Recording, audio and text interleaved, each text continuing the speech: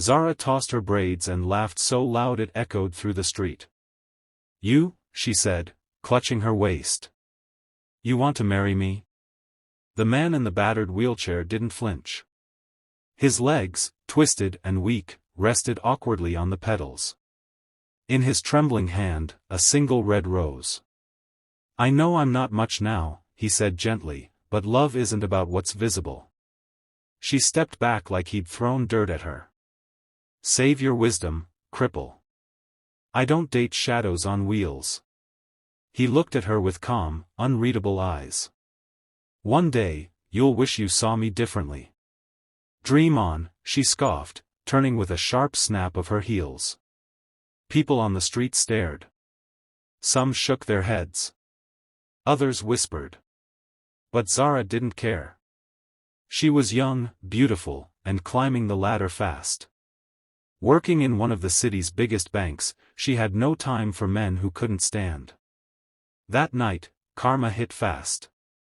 The man she went on a date with, rich, loud, and flashy, drugged her drink and vanished with her phone and purse. By morning, she had nothing. No money. No ride. No respect. She limped to work in shame, makeup smudged, heels broken. Then she heard it. Engines. Convoy. Power. Four black SUVs pulled up at the bank gates. Bodyguards stepped out first. Then, from the first car, a tall figure emerged, suited, commanding, walking with a slight limp and a polished cane. Zara's heart froze. It was him. No wheelchair. No rose. And this time, he didn't even look at her. Zara stood frozen on the bank steps, her heart thudding like a drum. The man she once mocked, the one she called cripple, was walking. Not just walking, commanding. His cane tapped the marble like a scepter. 3 men in suits followed him. One whispered, "That's Nathaniel Ayotech, CEO of Ayotech Group. Billionaire. Global investor." Zara's lips parted. She felt like the ground might swallow her whole.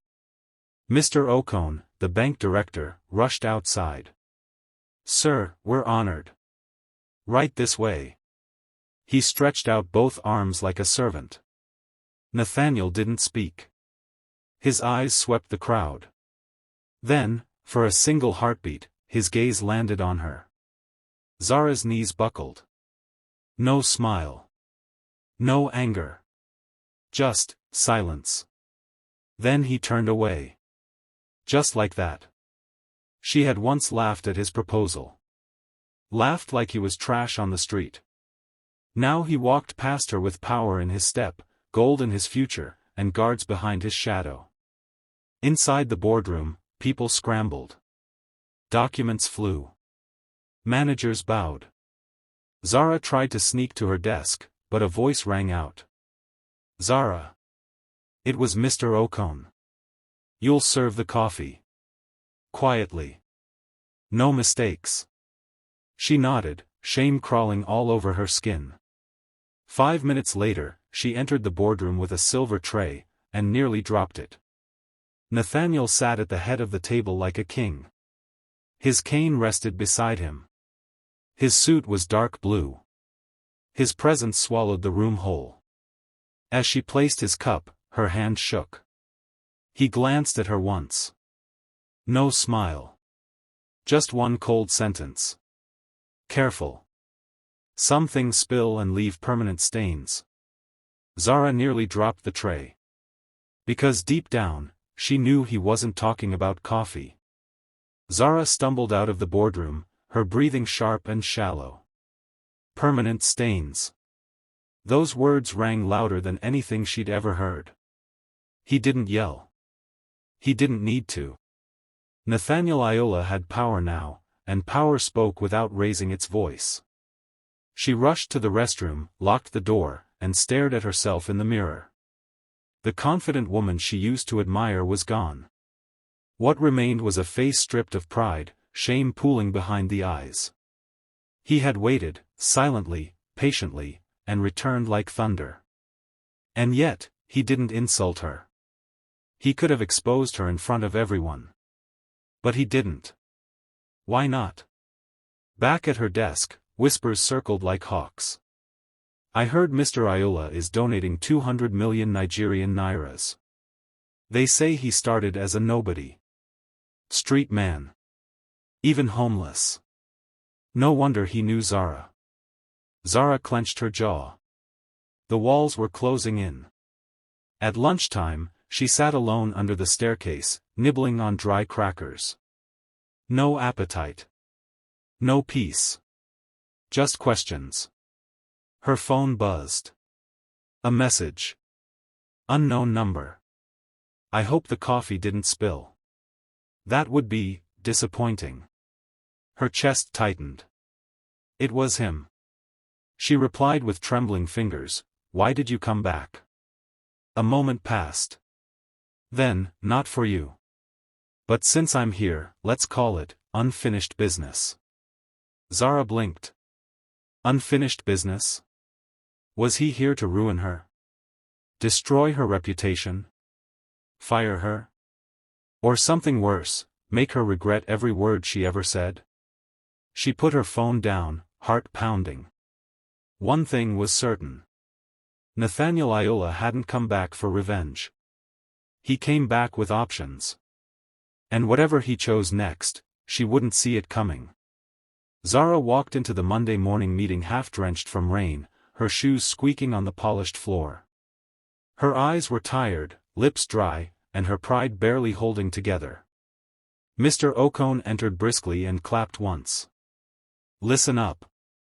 Mr. Ayoola has selected a few staff for a special 6-month training at his new firm. Those who perform well may be transferred permanently. It's an opportunity of a lifetime." The room exploded with gasps and applause. Zara froze. Nathaniel was offering opportunity? Mr. Okon read the names aloud. Amaka. Bayo. Stanley, Anne. He paused. Zara. Every head turned toward her. She sat paralyzed. Was this a gift? Or a setup?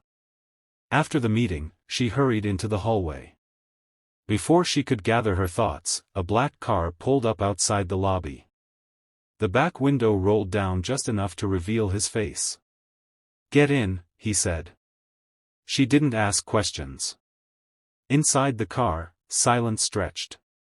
"I picked you for a reason," he said calmly. "I don't understand."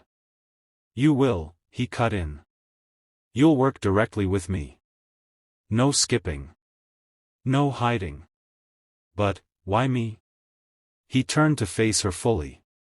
"Because you're the only one in that office who saw me at my lowest," and laughed. Her breath caught. "I want you to see what it's like to build something from ashes," he said. "To learn respect, not for me, but for yourself." Zara swallowed. "Is this punishment?" He smirked. "No, Zara. This is your chance." She looked away, heart pounding. She didn't know if she was being redeemed, or being rebuilt from scratch. But either way, she had just stepped into Nathaniel Ayoola's world. And there was no turning back. The first day at Ayotech Tower felt like walking into a new universe. The marble floors gleamed like mirrors. Every hallway echoed with silence and power. Workers in sleek suits moved with purpose, and no one smiled without a reason. Zara's heels clicked nervously as she stepped into the elevator. She held a folder tight against her chest like a shield. At the top floor, glass doors slid open into Nathaniel's private wing. It wasn't an office, it was a command center. A large window overlooked the city skyline, and a single phrase was etched on the wall: "Fall 7 times, rise 8." He didn't look up as she entered. "You're late," he said. "I wasn't. You didn't know you'd be needed earlier." "That's still late." She bit her lip. "Yes, sir." "Sit." She sat across from him at a long black table. His eyes finally met hers. No warmth. just cool steel. You'll manage project logistics. You'll answer only to me. You'll read late, learn fast, and listen more than you speak. I understand. Good, he said. Because this isn't just a second chance. It's your final one. The weight of those words sank deep. For hours, she worked under his direction. No shortcuts. No flattery. No special treatment. Every error was corrected with sharp silence. Every question answered with precision. By 8 p.m., her body ached. Still, she stayed. As she stood to leave, he finally looked at her again. You survived today, he said. Not bad for someone who once laughed from a place of ignorance. She froze. Tomorrow, he added, don't just survive. Earn it. Zara left that night exhausted, confused, and burning with something new. Not fear. Not shame. Fire. Zara barely slept. She lay on her mattress, staring at the ceiling, replaying every word, every glance, every task from the day before. She was used to attention, men praising her beauty, bosses noticing her charm. But Nathaniel gave her nothing. No compliments. No mercy. Only challenge. She didn't know whether to hate him or admire him. The next morning, she arrived 2 hours early. He was already there. Good, he said, without looking up. You're learning. They worked side by side again. She watched how he moved, how he thought. He asked tough questions, and when she answered right, he gave a slight nod. By noon, something strange happened. He handed her a folder. Choose the 3 best proposals here. The winning one gets 10 million Nigerian nairas in funding. She blinked. Me? Don't overthink it, he said. Use your instinct. If you have one. She flipped through the files. One proposal stood out. It was bold, smart, but came from a girl named Chika in Makoko. Zara hesitated. Would Nathaniel expect something more corporate? Still, she chose Chika's. When he saw the result, he looked at her long and hard. Then, just barely, he smiled. Interesting, he murmured. You still have a heart. Zara's breath caught. He stood and walked to the window. You think I'm punishing you. But I'm not. I'm refining you. She said nothing. You broke me once, he continued. But you didn't know I was already being rebuilt. And now? She asked, almost in a whisper. He turned slowly. Now. I want to see who you become when life burns your pride to ash. She held his gaze. Because deep inside her, something had already caught fire. Late that evening, after everyone had gone, Zara sat alone in the dimly lit office. The skyline twinkled through the glass, but her thoughts were far from the city. She stared at Nathaniel's empty seat. He was too perfect. Too composed. Too quiet. What is he hiding? She had searched online again. No family photos. No school records. Only headlines from the last 4 years, tech genius. Billionaire with a heart. Ayola's secret philanthropy. But before that? Nothing. Like he didn't exist. Her curiosity clawed at her. She snuck into the storage room and opened the file cabinet marked Archived Projects. At the bottom was an old folder, faded, dusty, labeled Rebirth Initiative. She flipped through. There, stapled inside, a small ID photo. A younger Nathaniel. Thin. Dirty. In a wheelchair. The form beside it read. Name, Nathaniel O. Ayola. Status, homeless. Date admitted, 6 years ago. Location, Makoko shelter. Condition, crippled. Severely malnourished. Mentally stable. Zara gasped, her hand trembling. He really was broken once. And he wasn't hiding it. He had beaten it. She closed the file with shaking hands. He hadn't returned to shame her.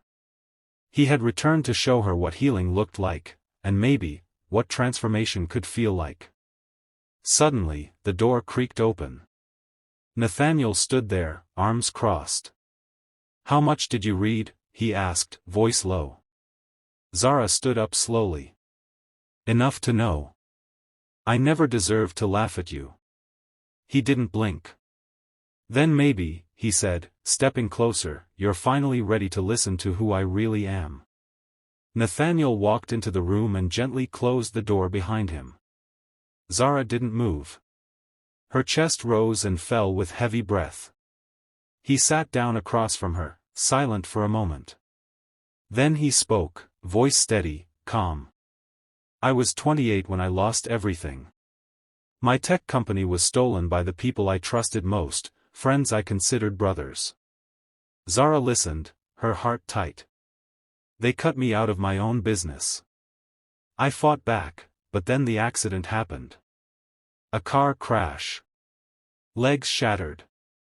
Months in the hospital. And by the time I left, I had nothing." He looked out the window, eyes distant. "I begged on the streets of Makoko for 3 years.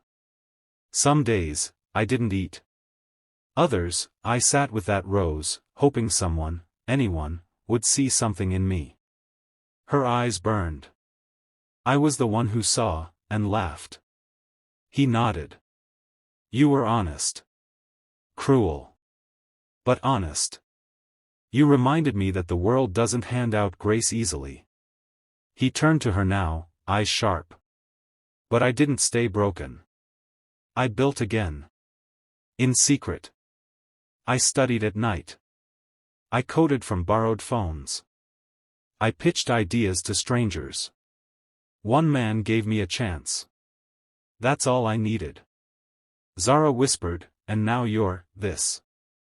"No," he corrected. "Now, I'm still becoming.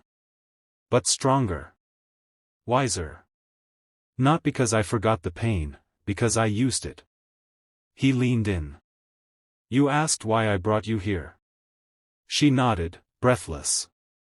"I want you to understand what power really is. Not money. Not suits. Choice. The choice to become more than what broke you." Zara stared at him, heart pounding. Because in that moment, she didn't see a billionaire. She saw a survivor. And something inside her cracked open. Zara sat on the office balcony long after Nathaniel left. The wind brushed softly against her skin, but her thoughts were loud, chaotic. She had once thought herself strong. Sharp. Untouchable. But in truth, she had built her worth on shallow things, beauty, charm, and chasing rich men who saw her as decoration. And now, the man she rejected in her pride had become the only one who ever spoke to her soul. The door creaked behind her. She turned. It was Nathaniel again. "You didn't go home," he said. "I don't want to." He walked over slowly, resting his hand on the balcony rail. "Why?" he asked quietly. She looked out over the city lights. "Because going home means pretending I'm still proud of who I am. But I'm not." For the first time, he said nothing. Zara continued, voice low. "My mother died of sickness in a public hospital. My father left before I could speak. I grew up fighting for respect. So I dressed up. I smiled. I laughed at people weaker than me, because I thought strength was about stepping over others." She turned to face him, eyes shining. "But it's not, is it?" He shook his head. "No. Real strength is what you carry in silence. What you survive when no one's watching." A tear slipped down her cheek. She didn't wipe it. He didn't look away. "I don't want your pity," she whispered. "And I'm not asking for your forgiveness. I know, he replied. Then, gently, he said, but maybe, you deserve your own. Zara closed her eyes. Because for the first time in years, she finally realized. She wasn't broken. She was unfinished. The following week, Zara's steps grew steadier. She arrived early. She stayed late. She no longer avoided Nathaniel's presence, she studied it. He wasn't just her boss anymore. He had become her mirror. One afternoon, after a presentation that earned her silent approval, he walked past her and dropped a single note on her desk. Meet me at the old bridge. 7 p.m. Come alone. Zara's heart skipped. When she arrived that evening, the city buzzed behind her. But the bridge was quiet, lit only by a flickering street lamp and the soft ripples of the river below. Nathaniel stood there, no guards, no cane this time. Just him. You brought me here, she said carefully. Why? This is where I made my decision to live again, he replied. I stood here one night, ready to jump. And then, someone sang. She frowned. Sang? He nodded. A homeless woman beneath the bridge. Her voice was cracked, but the song was full of hope. It reminded me that pain was just a passage, not a prison. Zara felt her throat tighten. I wanted to bring you here, he said softly, so you'd understand, where strength is born. She stepped closer. Nathaniel, why are you doing all this for me? He turned toward her fully. Because beneath your sharp edges, I see someone worth saving. And because once, just once, I asked for your heart. You laughed. She lowered her gaze. And if you asked again? He paused. I won't. She looked up, startled. Because this time, I want you to ask yourself. He stepped away into the darkness, leaving her breathless. And for the first time, she didn't feel chased. She felt challenged. The next morning, Zara stood in front of the mirror, not fixing her hair, not perfecting her lipstick. Just, looking at herself. For once, she didn't dress to impress. She dressed for truth. A clean white blouse. Black trousers. Flat shoes. Simpler. Sharper. At Ayotech, people noticed the change. She no longer rolled her eyes. No longer rushed to please the powerful. She listened. She worked. She grew. And slowly, people started to whisper something new. She's different. She's focused. She's humbled. At lunch, Zara skipped the cafeteria and walked to a nearby bookstore, something she hadn't done in years. Inside, she found a dusty section on philosophy. She pulled a random book and opened a page. He who is seen as least, may rise as greatest. Her fingers trembled slightly. As she turned to leave, she bumped into someone. Nathaniel. Didn't think I'd find you here, he said, eyebrow raised. I didn't think I'd find myself here, she replied. He smiled faintly. Are you ready to lead next week's investor briefing? She blinked. Me? You're capable, he said simply. That's why I chose you. Zara felt the air shift between them. Not romantic, not yet, but real. Why are you still kind to me? She asked quietly. Because the world didn't give me grace, he said. But I chose to give it. She nodded slowly, absorbing every word. He stepped closer, voice lower. And because I believe even those who break others, can still rebuild themselves. That night, Zara didn't dream of riches or romance. She dreamed of becoming someone worthy. Not of Nathaniel's heart. But of her own. The investor briefing was 2 days away, and Zara was ready, or so she thought. She had studied every report, memorized every number, and rehearsed her pitch twice daily. Nathaniel had reviewed her slides without a word of correction.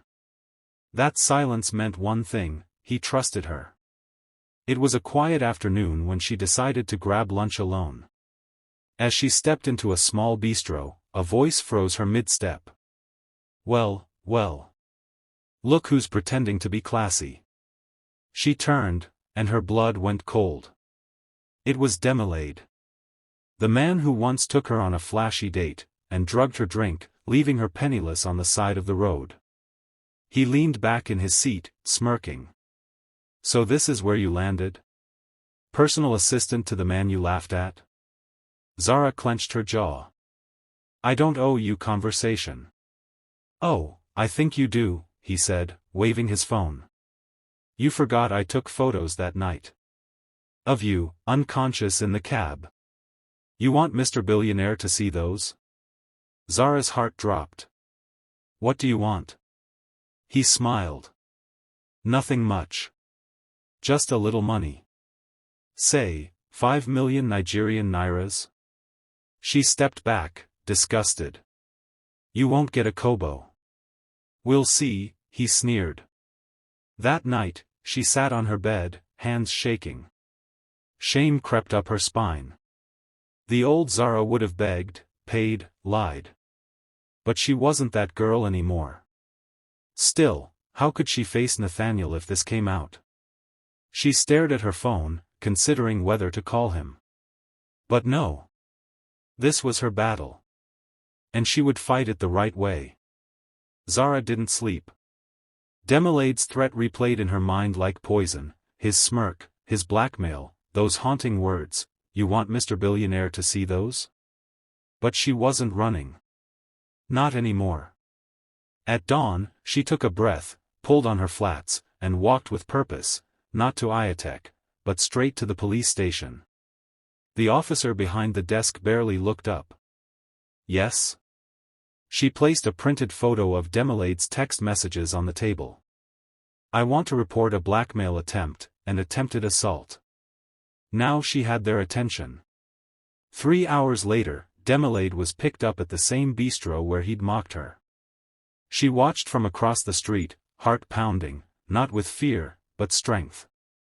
By noon, she was back at Ayotech.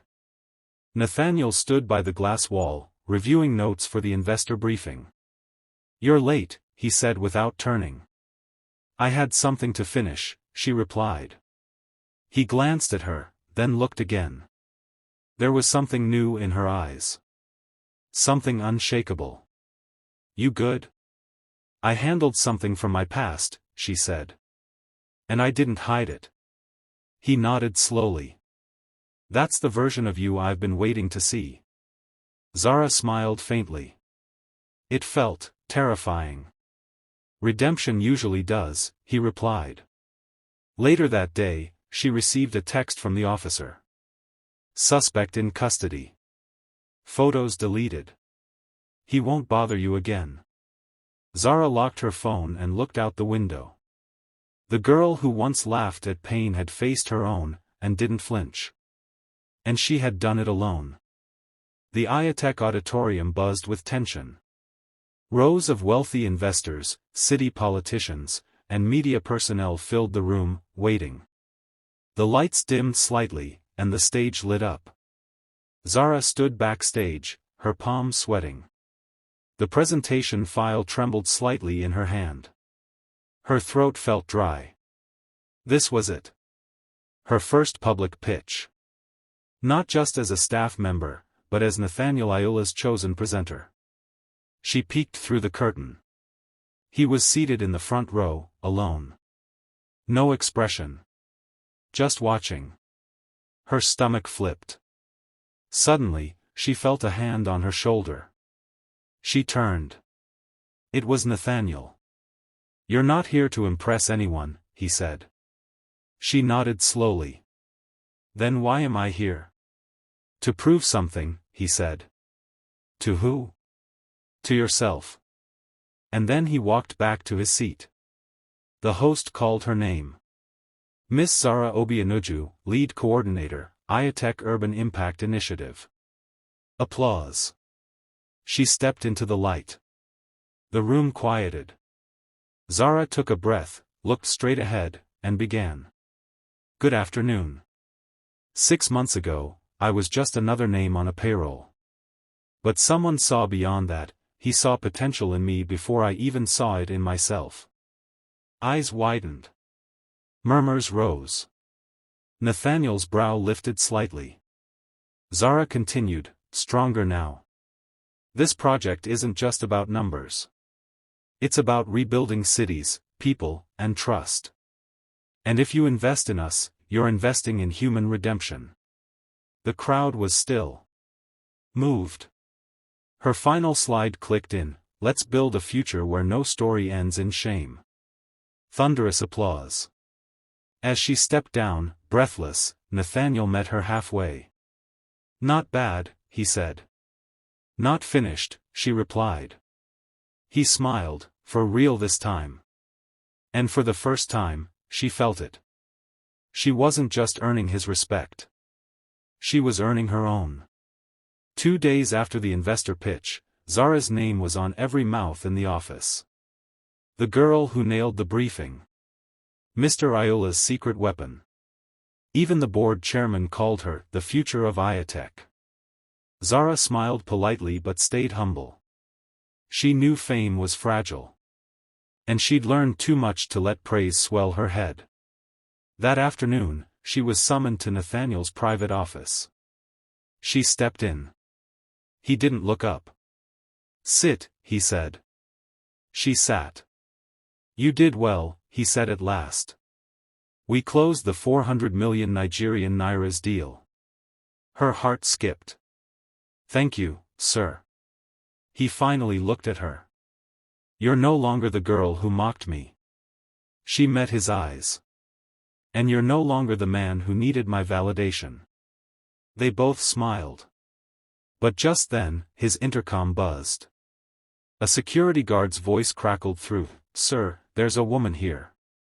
Says she's Zara's mother? Zara's face drained of color. What? She whispered. She looks rough. Said her daughter abandoned her and changed her name. Nathaniel glanced at Zara. Zara stood slowly, frozen. That's not possible. My mother died 6 years ago. Then someone's lying, he said quietly. They both rushed downstairs. At the gate stood a frail woman in rags, hair graying, eyes tired, but unmistakably familiar. Zara gasped. Mama? The woman's face twisted with tears. You left me. You took his money. You ran from who you were. Zara shook her head. I don't understand. And Nathaniel? He just stared, eyes dark, jaw clenched. Not at the woman. At Zara. Because suddenly, the girl who had risen from shame was now standing in the middle of another secret. The security guards tried to escort the old woman away, but Zara raised her hand. Let her speak, she said, voice trembling. Nathaniel stood beside her, arms folded, unreadable. The woman stepped forward, tears spilling. Zubaida. My Zubaida. You changed your name. Your face is powdered now. But I know you. Zara's heart dropped. Zubaida. A name she had buried. I thought you were dead, she whispered. I begged you to stay, the woman cried. But you left after that politician gave you hush money. You took the cash and disappeared. Nathaniel's eyes narrowed. What money?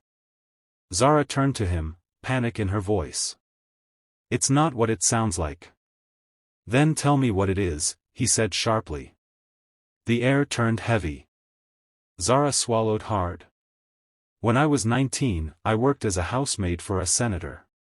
He tried to, she choked. He tried to take advantage of me. Nathaniel's jaw tensed. I threatened to expose him. So he gave me money to keep quiet. I took it. Ran. Changed my name. Changed everything. She looked at her mother, now collapsed at the gate. I thought if I stayed, I'd never be free. Tears streamed down Zara's cheeks. I became Zara Obianuju because I hated being Zubaida. I was tired of pain following me. Nathaniel didn't speak. He turned and walked back into the building without a word. Zara stood alone. Her secret was out. Her mother wept behind her. And the one man she finally wanted to be honest with had walked away. Again. But this time, she couldn't blame him. Zara sat outside Ayotech's glass tower long after the sun fell. She didn't call a cab. She didn't go after Nathaniel. She just sat, and let the wind sting her tears dry. The pain wasn't that he walked away. It was why. For once, she hadn't lied. She had told the whole truth. And still, she had lost him. A soft voice broke her thoughts. You always did cry in silence. She looked up. Her mother stood there, wrapped in a donated blanket. I tried to find you, her mother said gently. But when people rise, they don't look down. Zara's chest tightened. I didn't rise, Mama. I just ran upward. Her mother nodded slowly. Then go back. Not to me, to him. Not to explain, but to show. Zara stood. She didn't bother fixing her face.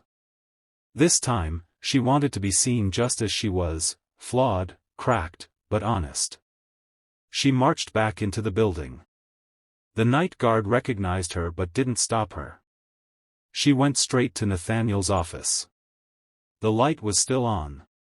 He was standing by the window, back turned. She spoke before he could. You taught me to stand in truth. Tonight, I did that. Maybe too late. Maybe not clean. But real. He didn't turn. She stepped closer. I hid who I was because I was ashamed of surviving ugly. But you, Nathaniel, you survived in plain sight. And I admire that more than I ever said. Silence. Then. You said once you didn't deserve my forgiveness, he said without looking at her. But what makes you think I deserve yours, for walking away? She blinked. And in that moment, she knew. This wasn't just about redemption anymore. It was about two broken people choosing each other anyway. The office was quiet. Too quiet. Zara stood beside Nathaniel, her breath held tight. The city lights blinked behind him, but his eyes stayed fixed on hers. I walked away today, he said finally. Because I needed space, not to judge you, but to face myself. She furrowed her brow. Face what? I was angry, he admitted. Not because of your past, but because it mirrored mine. Zara's eyes filled. You felt betrayed? No, he said softly. I felt exposed. He stepped closer, voice low. You and I, we both had reasons to run from our names. From our scars. But somehow, we found our way to the same rooftop. She smiled through the tears. Maybe that's not an accident.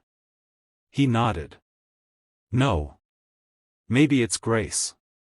He held out a small velvet box, not an engagement ring, but something older. Inside was a pressed red rose. Zara gasped.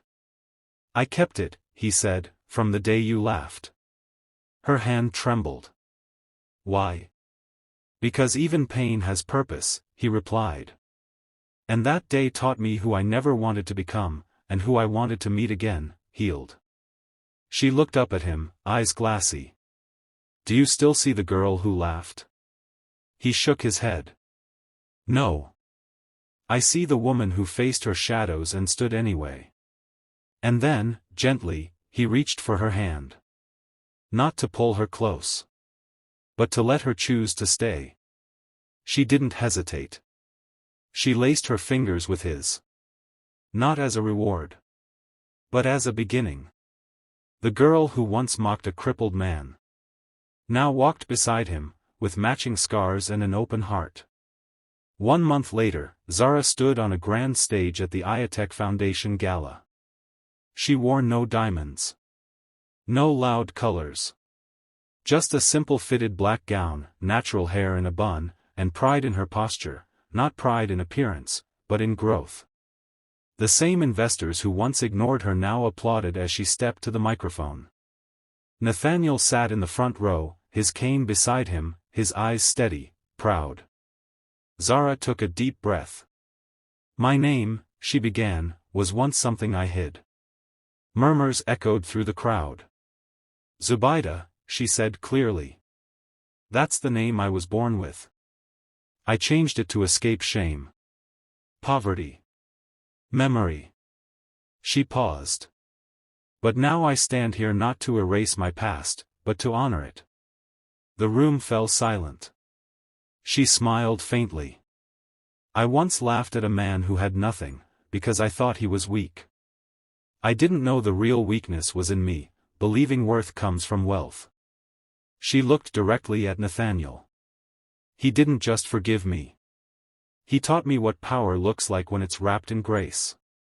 Cameras flashed. People leaned in. "And now," she finished, "we build not from pride, but from truth." Applause thundered. As she stepped down, reporters rushed forward, flashing lights and questions in her face. "Is it true you used to be a maid? Are you and Mr. Iola in a relationship?" Zara didn't flinch. She simply took Nathaniel's hand and said, "We're both survivors." And in that moment, she wasn't the girl who mocked the man in the wheelchair. She was the woman who now walked beside him, equal, whole, unashamed. Months passed.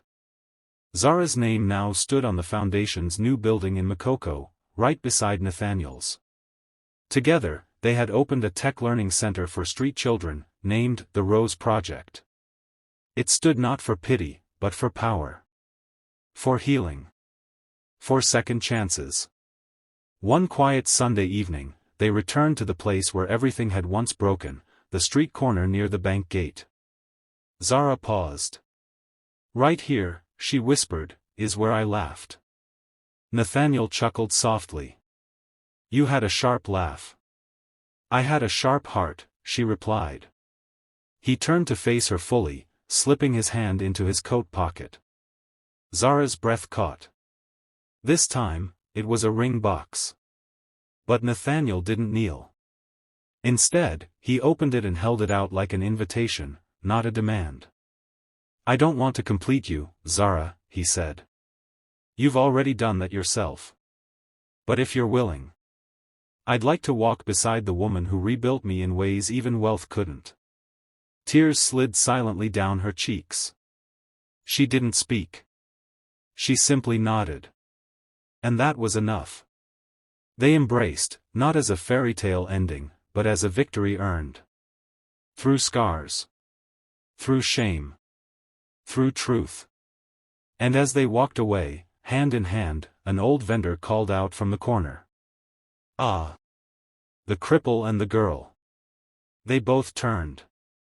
The woman smiled. "Glad you both stood." Zara laughed, not the laugh of mockery, but the kind that healed. Because now, the man she once rejected wasn't crippled. And neither was she. I hope you enjoyed the story. Please take a moment to like the video, drop a comment, share it with someone, and most importantly, don't forget to subscribe to this channel for more powerful stories like this. Your support means everything. Thank you for watching this video.